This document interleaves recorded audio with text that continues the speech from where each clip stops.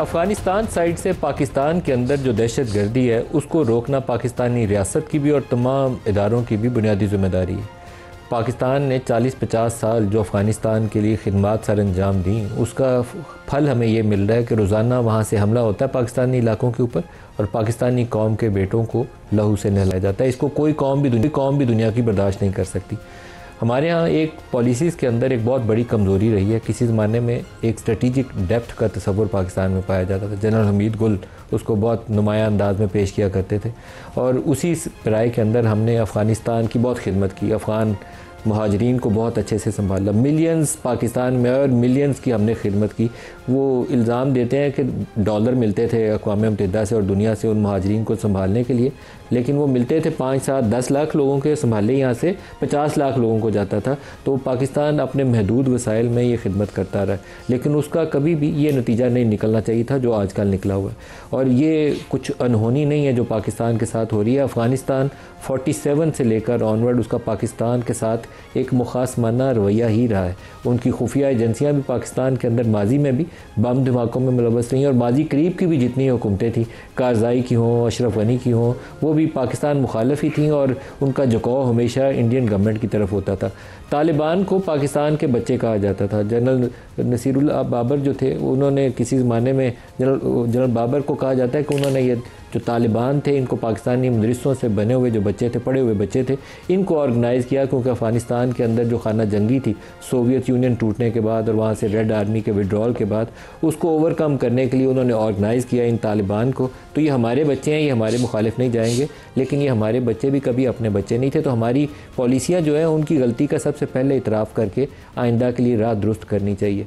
और दुरुस्त राह ये है कि पाकिस्तान में दहशत गर्दी काबिल कबूल नहीं है। उसका रास्ता और स्टेप्स कौन से होंगे इसके ऊपर बहस हो सकती है। जो कतर प्रोसेस था अमेरिका और तालिबान के दरमियान यूएस विड्रॉल से पहले, उसके अंदर तालिबान ने इन राइटिंग कमिट किया हुआ है उस दोहा प्रोसेस के अंदर कि अफ़गान सरजमीन इलाके के हमसाया ममालिक के ख़िलाफ़ दहशत गर्दी के लिए इस्तेमाल नहीं होगी। लेकिन टीटीपी को पूरी इजाज़त उन्होंने दे रखी है कि जो दिल आए पाकिस्तान में जाएँ, हमला करें। बीएलए को पूरी इजाज़त दे रखी है, वो वहाँ बैठते हैं, इंडियन गवर्नमेंट उनको फ़ंड करती है, उनको टारगेट्स असाइन करती है, वसाइल देती है, पूरी इन्फॉर्मेशन उनको इंटेलिजेंस प्रोवाइड करती है और वो पाकिस्तानी इलाकों के ऊपर हमलावर होते हैं। ये तरीक़ाकार पाकिस्तान के लिए दाखिली खुद मुख्तारी के अंदर एक बराह रास्त हमला है और पाकिस्तानी रियासत को इसका सूनर और लेटर मुकम्मल तौर पर सदेबाब करना है। जो टर्की के अंदर बातचीत थी उसका नतीजा भी बहुत ज़्यादा पहले ही लोग पुरुमीद नहीं थे, क्योंकि जो इन्फ्लुएंस है काबुल के ऊपर इस वक्त इंडियन गवर्नमेंट का वो बहुत ज़्यादा है और इंटरनली मुकम्मल इंस्टेबिलिटी है अफ़गानिस्तान के अंदर। वहाँ 50 ग्रुप्स हैं तो 50 ही उनके सरदार हैं, उनके लीडर हैं। सारे डरे डरे सहमे सहमे काबुल के अंदर भी बैठे होते हैं कि कौन सा ग्रुप हावी उनके ऊपर कल हो जाएगा। नॉर्थ के अंदर उनकी गिरफ्त पहले ही टूट रही है और जो पश्तून बेल्ट है उसके अंदर भी उनकी गिरफ्त जल्दी टूट जाएगी, कायम नहीं रह सकेगी। सिराज के साथ और जो कंधारी ग्रुप है उसकी भी आपस में बन नहीं रही है। तो ये सिलसिला ज़्यादा आगे चलना नहीं है, लेकिन इंस्टेबिलिटी उसके नतीजे में पाकिस्तान में आई, ये काबिल कबूल नहीं है। जो इस्तांबुल प्रोसेस के बाद की डेवलपमेंट है उसमें ख्वाजा आसिफ ने एक स्टेटमेंट दी है और ख्वाजा आसिफ को ये स्टेटमेंट इसलिए देनी पड़ी कि काबुल से बयानात इस तरह आ रहे थे कि हम इस्लामाबाद के अंदर जाकर धमाका करेंगे, इस्लामाबाद पे ऊपर जाकर हमला करेंगे।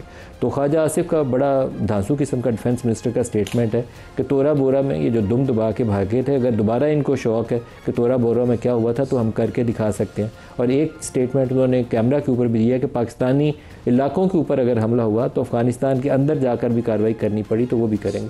सुनिए क्या कहा ख्वाजा। काबुल किसी मरले पे भी जो है मुखलिस नहीं था। वो हिंदुस्तान के कहने पे एक हिंदुस्तान की प्रॉक्सी बन के पाकिस्तान के लेवरेज करना चाहता है। सर, पाकिस्तान के पास अब क्या ऑप्शन है? अब दोबारा अगर दहशतगर्दी होती है करेंगे, स्ट्राइक्स करेंगे, हम बिल्कुल करेंगे। अगर उनकी टेरिटरी से इस्तेमाल हुई और उन्होंने हमारी खिलाफ वर्जी की, हमारी टेरिटरी की, तो हमें अगर डीप इनटू अफगानिस्तान भी जहाँ से जो है रिटेलिएट करना पड़ा तो ज़रूर करें। हमारे पास चैलेंज इस वक्त यह है कि पाकिस्तान के ईस्टर्न बॉर्डर पर भी इंडियन अटैक का आपको हमला जो का ख़तरा है उसको अंदेशा जो है उसको रूल आउट नहीं कर सकते। वो ख़तरा भी मौजूद है। मई वाले उस वाक़े के बाद जिसने पाकिस्तान ने चंद घंटों में पूरी जो इंडियन अटैक थी उसको ज़मीन बोस कर दिया था, जब उनके 7 जहाज़ गिर गए तो वो फ़ौरन सीज़ फायर की तरफ चले गए। लेकिन इस वक्त ईस्टर्न बॉर्डर से भी ख़तरा है, वेस्टर्न बॉर्डर भी आपका जो है ख़तरे में है, और उसी मौके के ऊपर हमारा रोल जो है मिडल ईस्ट के अंदर बहुत प्रोमिनेंटली बढ़ रहा है। हमने सऊदी अरब से एक डिफेंस पैक्ट साइन किया, उसी के नतीजे में वो 8 ममालिक जो गज़ा की सूरत हाल के ऊपर ट्रंप के साथ बैठे हुए थे, उसमें से पाकिस्तानी प्राइम मिनिस्टर भी शामिल थे। और अब वहाँ जो इंटरनेशनल सिक्योरिटी फोर्स की तैनाती होनी है, उसमें भी पाकिस्तान, इंडोनेशिया और आज़रबाईजान के ट्रूप्स का नाम लिया जा रहा है कि हम तीनों ममालिक जो है वहाँ ट्रूप्स प्रोवाइड करेंगे टू इंश्योर दी सिक्योरिटी। तो पाकिस्तान को क्या करना चाहिए, इसके ऊपर भी बात करेंगे।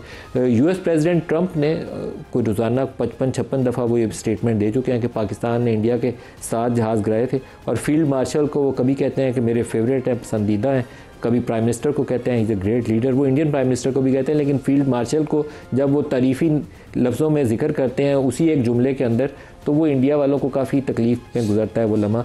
आज उन्होंने दोबारा उसका स्टेट सुनिए, आज उन्होंने क्या कहा।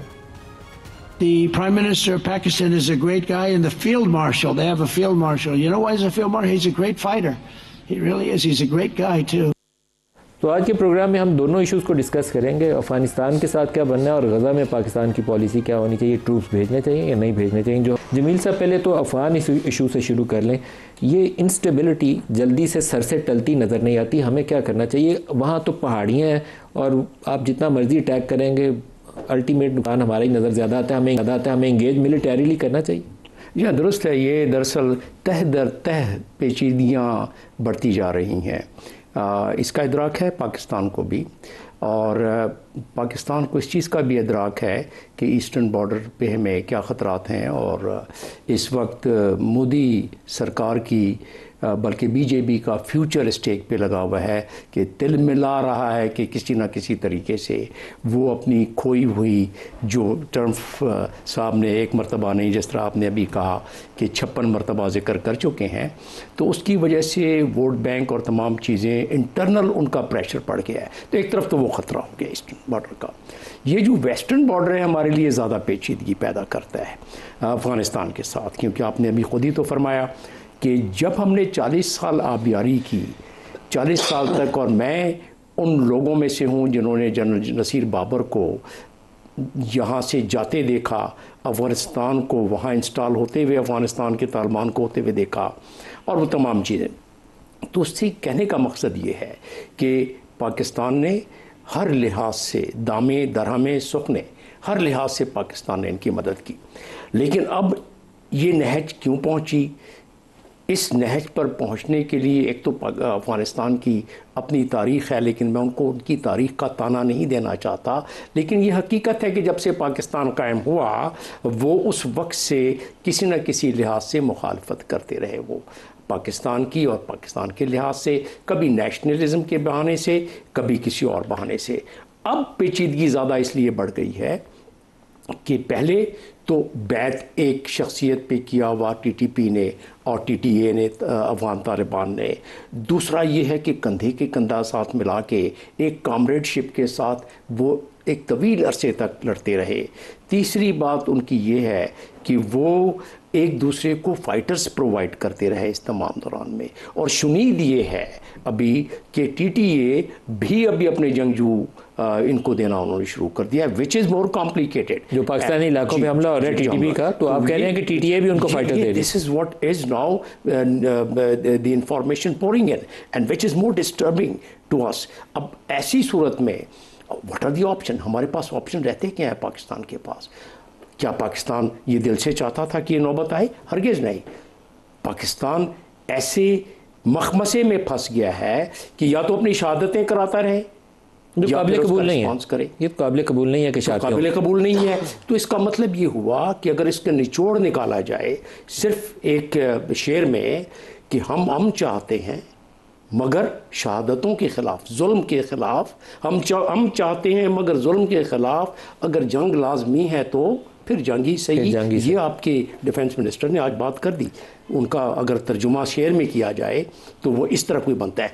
तो अब रहा सवाल कि इधर से फिर कहाँ, यहाँ से कहाँ जाएंगे? अब अफ़गान तालिबान ने जो अपनी कमिटमेंट दी पूरी दुनिया को दी, पूरी दुनिया को कैसे? अमेरिका के साथ दुआ एग्रीमेंट किया, लेकिन जब वो इंडोर्स हो गया सिक्योरिटी काउंसिल से 2021 के सितंबर में, जब सिक्योरिटी काउंसिल पे उसने उस पर स्टैंप लगा दी, तो that has become now international document, और वो इंटरनेशनल एक ऑब्लिगेशन है तमाम कौमों पर।